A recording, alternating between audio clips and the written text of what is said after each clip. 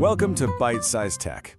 You know, we live so much of our lives online, and we just assume the digital ground beneath our feet is, well, solid. But what if it isn't? What if the code we use, the tools we build with, and even the fundamental trust of the internet itself has these deep, hidden cracks? Well, today, we're going to dig into 3 recent events that show us just how fragile our digital world can be. 2 billion. Let that number sink in for a second. That's how many times a few compromised software packages get downloaded every single week. And no, this isn't some made-up number for a movie. It's the very real scale of the attack that's going to kick off our first story. And I know what you're probably thinking. How is that even possible? How could one simple human mistake put the building blocks of, countless applications at risk? Well, it sounds kind of crazy, but that is exactly what happened. And it's the perfect illustration of the very first layer of vulnerability we're going to break down today. All right, so here's our game plan for today. We're going to start with the human layer, where just one click caused absolute chaos. Then we'll dive into the tool layer, and you're not going to believe this, but the AI that's supposed to help us is actually creating massive security holes. And finally, we'll look at the foundational layer, the very system of trust the internet is built on, and yeah, how it's starting to crack. Okay, let's dive right into that first layer, the human element. You've probably heard it a million times, but it's often the weakest link in the chain, right?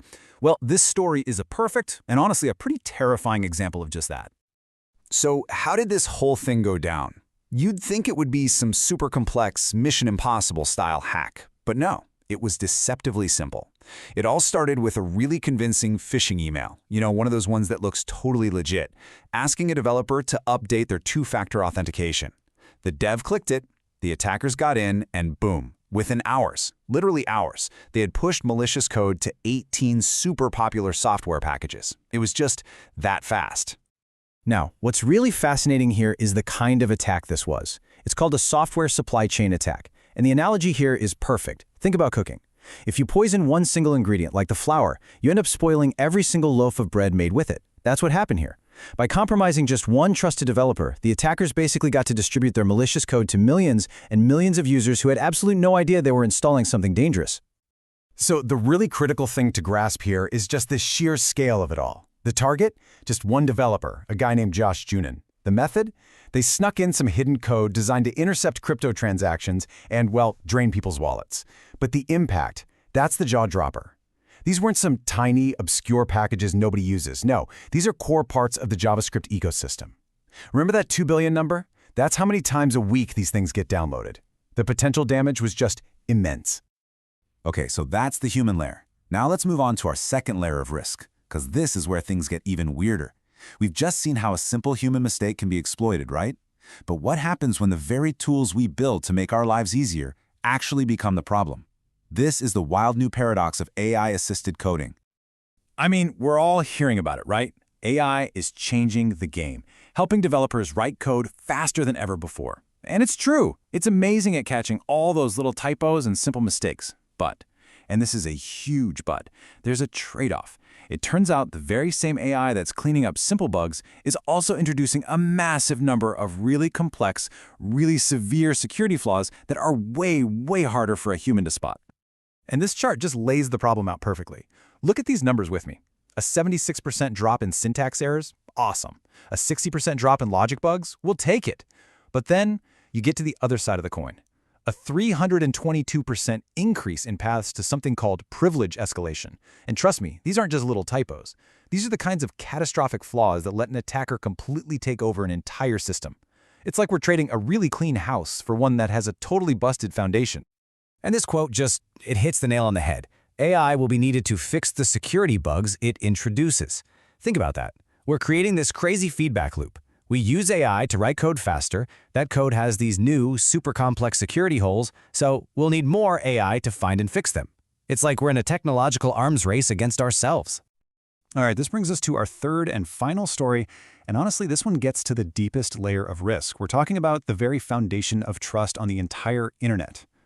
So we've got vulnerable people, and we've got vulnerable tools.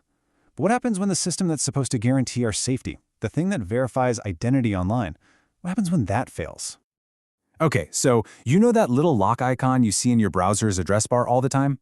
Well, that's basically the internet's version of a secret handshake. Here's how it works. A website has to prove its identity to a trusted third party called a certificate authority, or CA.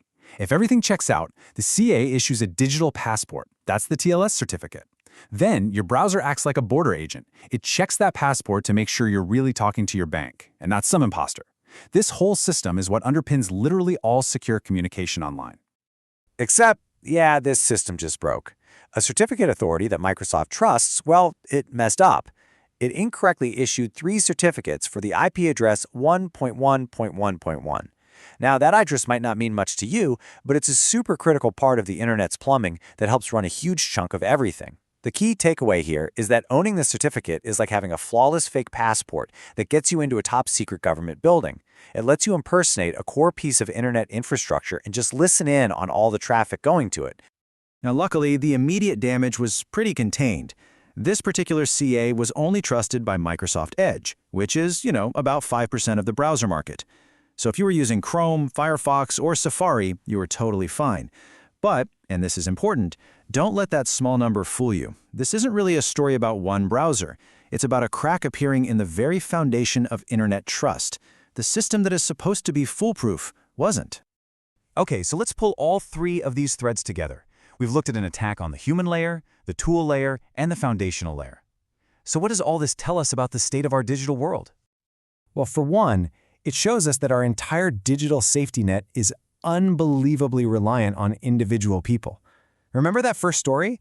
All it took was one person clicking on one bad email to compromise software that's used billions of times? And then, our security also depends on our tools. The very same AI that we're so excited about, the one we're building to create the future, is also quietly embedding these incredibly complex and dangerous flaws into our software, faster than ever before. And finally, all of it, rests on a foundation of trust that we just take for granted. We assume it's absolute. But as that TLS certificate mess showed us, even the most fundamental rules of the internet can be bent, and sometimes they can be broken. So all of this leaves us with a really critical question to chew on. Each of these layers, the people, the tools, the trust, they're all getting more complex and more tangled up with each other every single day. So, are we actually building a stronger, more resilient digital future? Or are we just accidentally engineering new, more creative ways for the whole thing to fall apart? It's definitely something to think about. If you enjoyed this episode, please like, comment, share, and subscribe.